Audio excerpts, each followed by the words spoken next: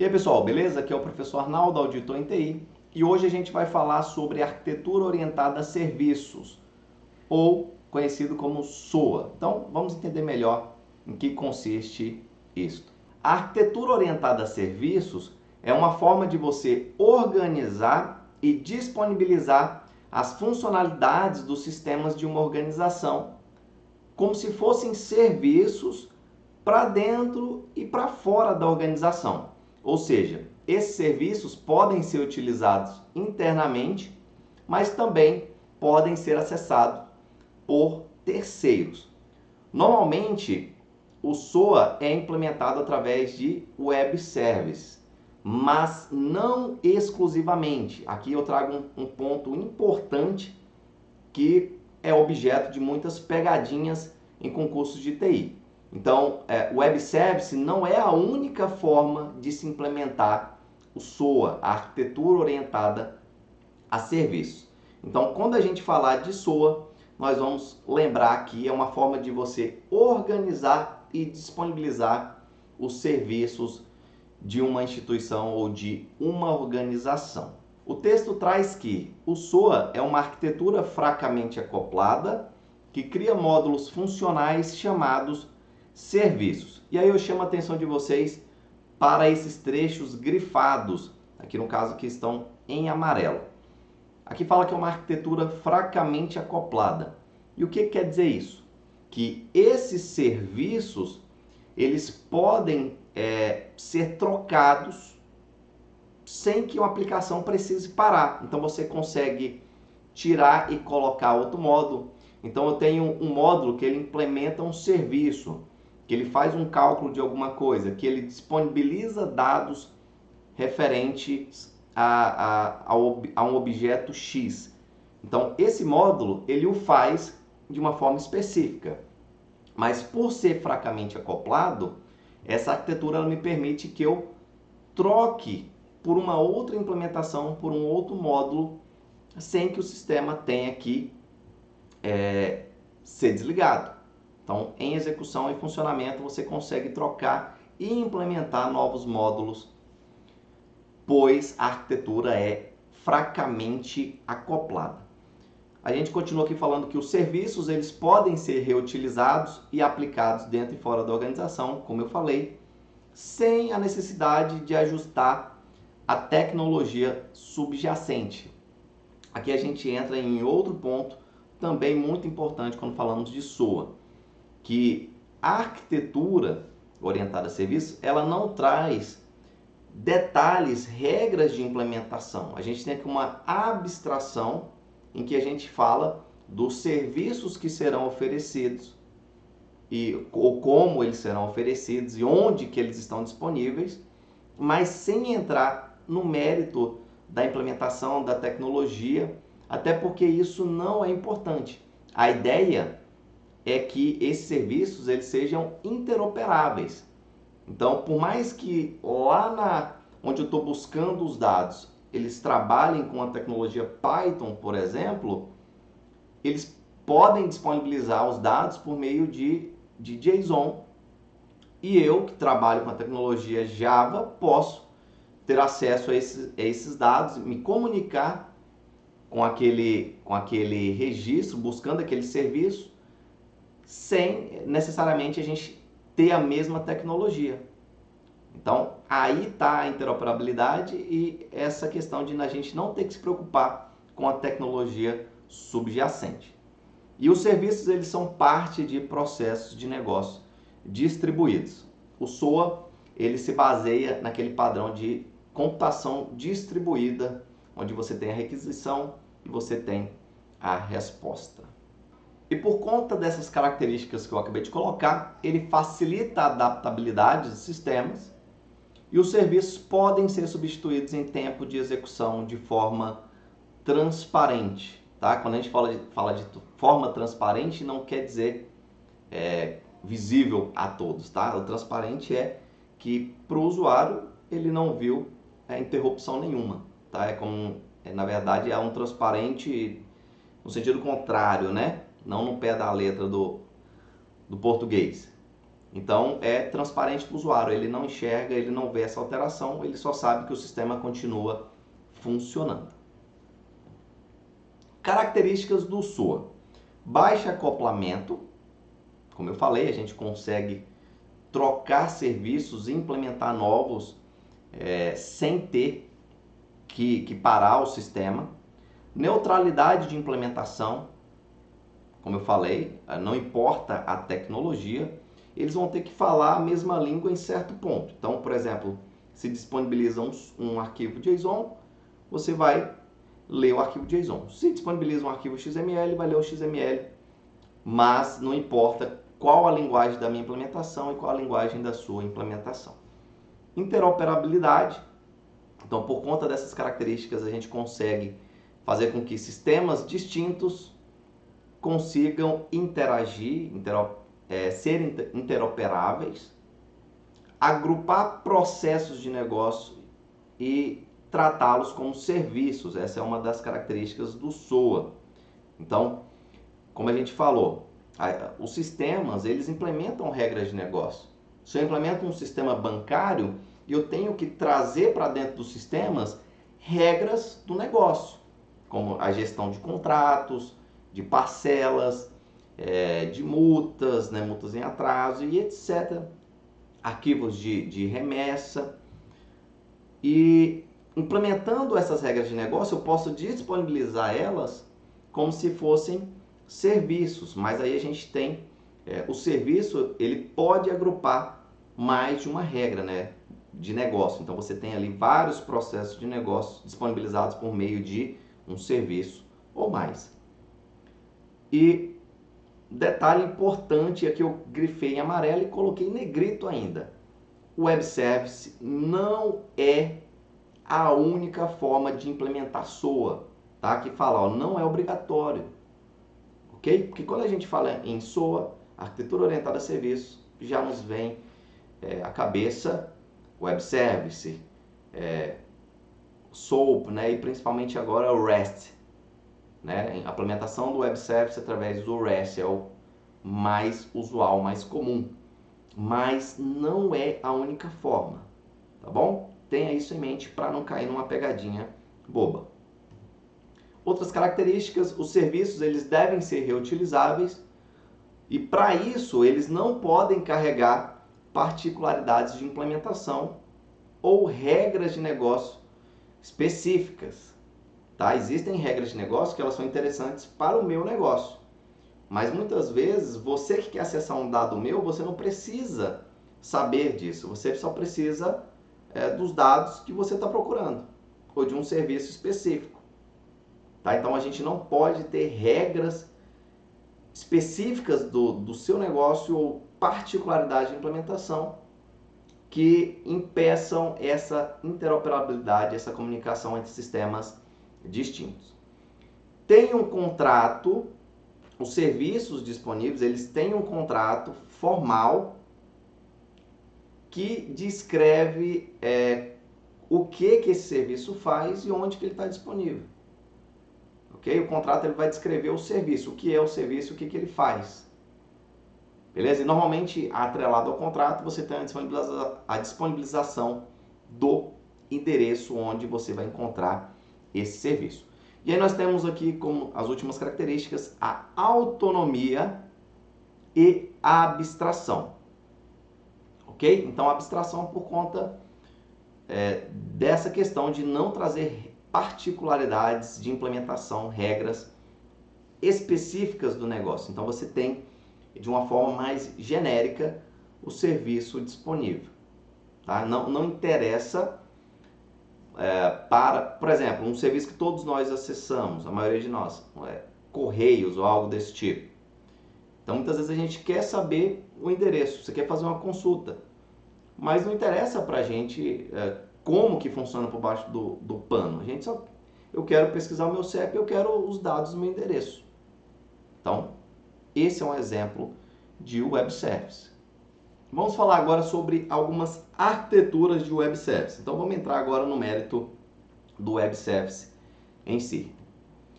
Primeiramente, para que a gente consiga ter essa comunicação entre sistemas distintos, entre os sistemas que vão disponibilizar, prover um serviço, onde que eles vão colocar isso, onde é que eles vão informar que esse serviço existe e onde que os consumidores vão buscar, né? A gente tem então papéis distintos nessa arquitetura. Você tem os provedores de serviço, você tem os consumidores de serviço e você tem o registro onde esses serviços serão disponibilizados e é onde a pessoa vai buscá-los.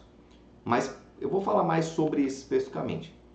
Mas que para essa comunicação seja possível, ou para que os serviços consigam se comunicar também, a gente carece de algum mecanismo de comunicação, que aí é onde entra o Enterprise Service Bus, barramento de serviço empresarial, corporativo. Permite que os consumidores de serviço consigam acessar os serviços oferecidos por um provedor sem conhecer o seu endpoint, ou seja, você não precisa saber a localização exata de um serviço.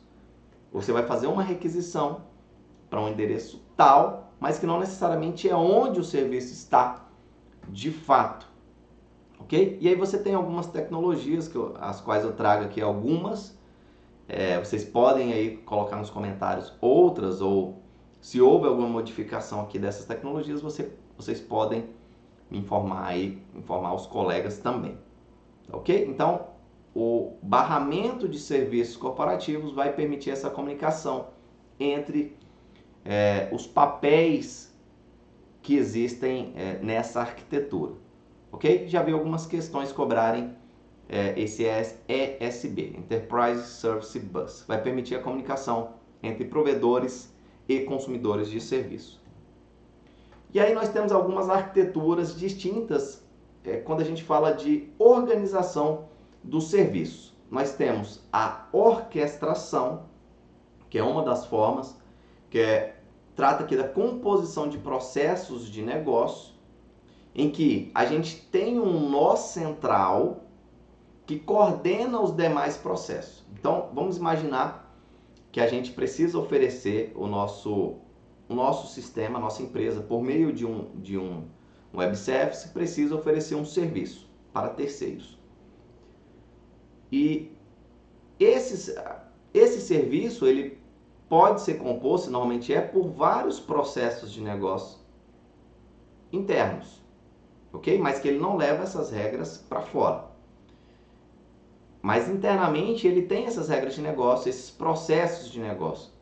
E aí, quando a gente fala de orquestração, a gente vai ter um processo central, mestre, que gerencia os demais, que coordena o trabalho dos demais.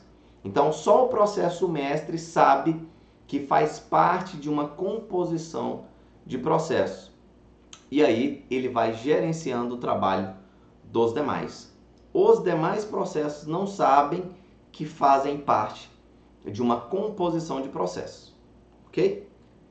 A segunda forma de arquitetura, de um web service é a coreografia. Lembrando que vocês podem achar esses mesmos termos em inglês, tá bom? A coreografia, ela é diferente da orquestração. Na coreografia, você também tem uma composição de processos de negócio, mas não existe a figura do processo mestre, daquele nó central que gerencia os demais, tá ok? Não tem um chefe, digamos assim. Então, todo mundo é igual e todo mundo sabe que faz parte de uma composição e que eles precisam interagir de forma ordenada, ok? Então, diferentemente da orquestração, na coreografia, observem o nome, coreografia, né? Então, a gente tem ali, vamos supor, um conjunto, né, de dançarinos, de bailarinos, que interagem de forma ordenada para oferecer um serviço, né? Ali nesse caso, a arte, né? Que é diferente da orquestração. Aí aqui a gente tem um gráfico das duas, que trazem aqui essas duas arquiteturas. Aqui é a fonte, através da fonte vocês conseguem ter uma leitura mais aprofundada e eu recomendo. E aí do lado esquerdo a gente tem o Web Service em formato de orquestração, orchestration, tá? Então aqui a gente tem o coordenador, tá? Que ele gerencia, gerencia os demais serviços, os demais processos. Aqui a gente tem o serviço A, B, C, D. Então, só esse nó central sabe que faz parte de uma composição de processo e ele vai estar ali atendendo a requisição do cliente. Beleza? Então, se ele precisa de um serviço específico, ele vai num serviço, traz, depois vai em outro, tem a resposta, manda essa resposta para o cliente. Na coreografia, como vocês podem ver, os serviços interagem de igual para igual, tá? Serviços ou processo. Depende aí da abstração.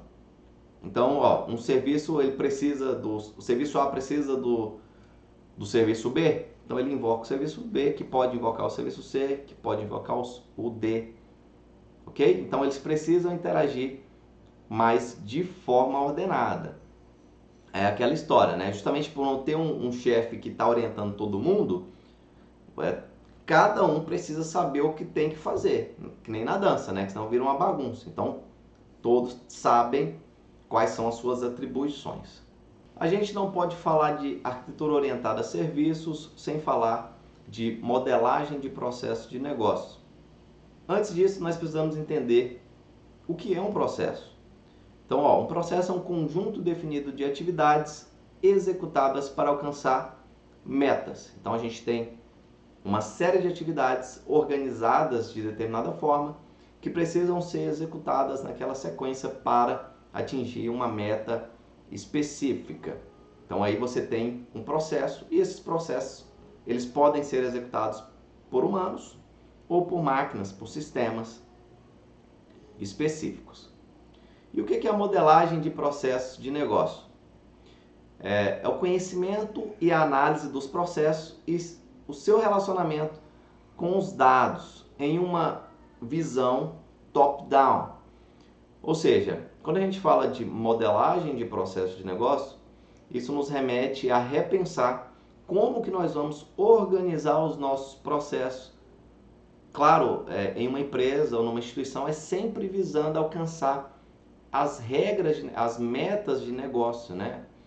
Então, as necessidades do negócio, onde nós queremos chegar, ok? Então, buscando sempre melhorar a eficiência dos processos, né? Ou seja, a economicidade dos recursos, sejam eles humanos ou materiais, a efetividade, a eficácia do processo, ou seja, a gente conseguir atingir a nossa meta de fato, ok? Então, para a gente alcançar, ter êxito numa instituição, a gente precisa modelar os nossos processos de uma forma que satisfaça essas metas. E aí, isso envolve também conhecer qual é o nosso estado atual, quais são os nossos processos, o que a gente faz. E, professor, mas o senhor está entrando numa área de administração e a gente é da TI. Ok, mas os sistemas informatizados, eles entram justamente nessa etapa de automatizar os processos para se alcançar os objetivos da melhor forma possível, ok? Em termos de eficiência e eficácia.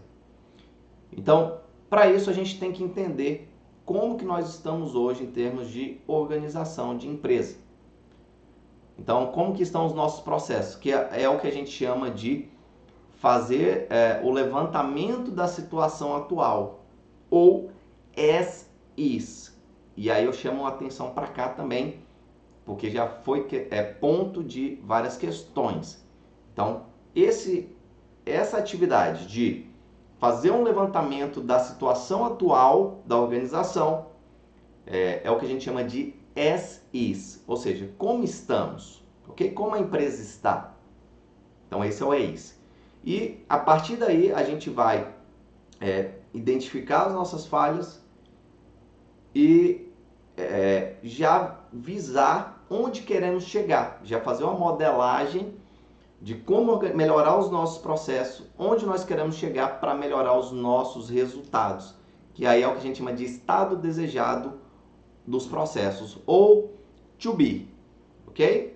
To be. Então nós temos o is, como nós estamos, e onde nós queremos chegar, que é o to be, ok? E aí vão entrar os sistemas informatizados por meio dos serviços, né?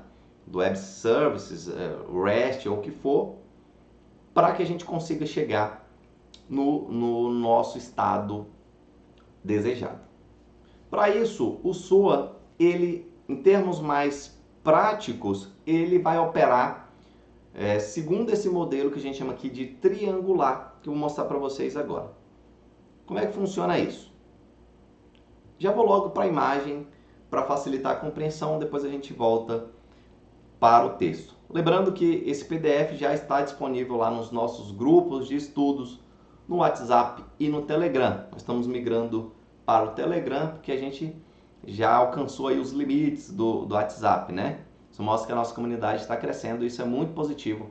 A gente eu estou levando conhecimento para vocês e nós estamos compartilhando isso de modo a ajudar outras pessoas. Coisa que eu não tive na minha caminhada, na minha trajetória de concursos, ok? Então, ó, nós temos, lembra que eu falei lá atrás dos papéis em uma arquitetura SOA? A gente tem o provedor de serviço, é o que está aqui, ó, Service Provider. A gente tem aqui o Service Broker, que é onde o registro vai ser disponibilizado, tá? Não necessariamente, vamos buscar os termos corretos. Não quer dizer que é lá que o serviço vai estar, mas é onde você consegue fazer a publicidade do seu serviço, ok? E aí nós temos a figura do consumidor de serviço, ok? Para que eu vou prover um serviço se não tem quem o consuma, se não tem interessado? Então a gente tem esses três papéis: provedor de serviço, o consumidor e o registro onde esse serviço vai estar publicado. Beleza? Publicado é uma palavra interessante para cá. Aí a gente tem, ó, os provedores, eles cadastram seus serviços em um registro público. Os consumidores acessam o registro em busca de serviços. E uma vez que ele localiza o serviço, lá nesse registro, ele vai ter como retorno, como resposta, o contrato, um contrato formal. Uai, mas o que é o contrato? O contrato ele vai trazer a descrição do serviço, o que é o serviço e o que ele faz, e também o endereço onde você vai conseguir acessar esse serviço, ok? Professor, não estou entendendo nada. Olha, um exemplo do nosso cotidiano, o iFood, né? Todos nós conhecemos o aplicativo iFood. Então, existem os provedores de serviços, né? de alimentos, né? De produtos, e eles cadastram os seus serviços no iFood. Então, o provedor de serviço, né? Uma lanchonete, ela disponibiliza ali os seus produtos no iFood. O iFood é como se fosse o registro onde estarão disponíveis, onde a gente consegue buscar esses serviços, né? E os consumidores dos serviços, que somos nós. Então, eu quero comer uma pizza. Tem um provedor de serviço que ele publicou no iFood que ele oferece essa pizza. Ah, ok. Então, lá nesse repositório, eu consigo localizar. Tem uma pizza tal aqui, um serviço tal, que é oferecido pelo provedor tal. Então, no repositório eu tenho o contrato que me traz isso. Qual é o serviço, qual é o produto. É uma pizza, sabor tal, eles conseguem, o valor é tal, eles conseguem me entregar em tanto tempo. Então, isso é o contrato do serviço, ok? E onde que eu consigo localizar esse serviço, beleza? Então, aí entra um detalhe importante. O serviço em si, a pizza, ela não é produzida no repositório, no registro, tá? Mas eu consigo, através do registro, saber onde que eu localizo um fornecedor desse serviço. Beleza, pessoal? É como se fosse uma lista telefônica também, é outro exemplo. Então, só para clarear para vocês. E aí, por conta dessas características, a gente tem aqui o nosso paradigma: procura, consolida e executa. Ou em inglês, find, bind, execute. Né? Find, ou seja, você procura o serviço. Bind, através do contrato, você consolida, você faz o vínculo e aí você executa o serviço. O provedor ele vai oferecer o serviço de fato. Então, voltando para o gráfico aqui, disponível aqui através desse endereço. Você tem um provedor de serviço que registra o serviço, ele vai publicar o serviço dele lá, ok? Aí o consumidor de serviço ele vai procurar o serviço lá nesse registro. Localizei, tem um serviço que é o que eu estou procurando, identifiquei, vi o contrato dele, as suas condições, e aí eu faço o bind, que é a vinculação, tá? Entre o consumidor e o provedor. E aí, diferentemente do iFood, porque no iFood a gente fecha o negócio lá no próprio aplicativo, né? Mas foi só para exemplificar para vocês. Aqui, uma vez que você localizou o serviço e sabe as condições dele, o contato vai ser direto. Então é como se depois eu ligasse direto para a empresa e pedisse e fechasse o acordo, ok? Então o provedor registra o serviço, o consumidor localiza, vê as condições do contrato e aí tá ok. Então aí ele fecha o vínculo, né? Faz o bind, fecha negócio com o provedor de serviço, ok? E aí você tem um cliente e o provedor oferecendo o serviço, os dados e o consumidor consumindo esses dados ou serviço. As mensagens, elas são o principal meio de comunicação entre os provedores e consumidores. A gente vai falar na próxima aula sobre SOAP, tá? Sobre REST. E o SOA não prescreve como projetar ou construir a implementação de serviço. Detalhe importante, o SOA não prescreve como projetar ou construir a implementação do serviço. Tá ok? É mais uma questão de como organizar e disponibilizar. Lembra do que eu falei no começo? Ele não vai falar como construir, como implementar. A implementação, as regras de negócio, fica por conta da organização. É mais como que a gente vai organizar e disponibilizar o serviço. Os serviços podem ser orquestrados para prover automação ao processo, buscando sempre atingir as metas do negócio, as regras do negócio. Entendido? Foi aquilo que eu falei sobre aí onde entra a TI, né? A gente automatizar esses processos de negócio. Tá? O SOA ele só é possível, claro, a TI que torna ele possível, mas quando a gente fala de negócio, a gente consegue automatizar os processos por meio da TI. Mitos e fatos sobre SOA. E aqui a gente vai conseguir obter algumas informações que vão nos ajudar a resolver muitas questões. SOA não é uma tecnologia nem uma metodologia. Tá? O nome já fala, é uma arquitetura, é uma forma de você organizar o software e disponibilizar. Não é tecnologia, não é metodologia.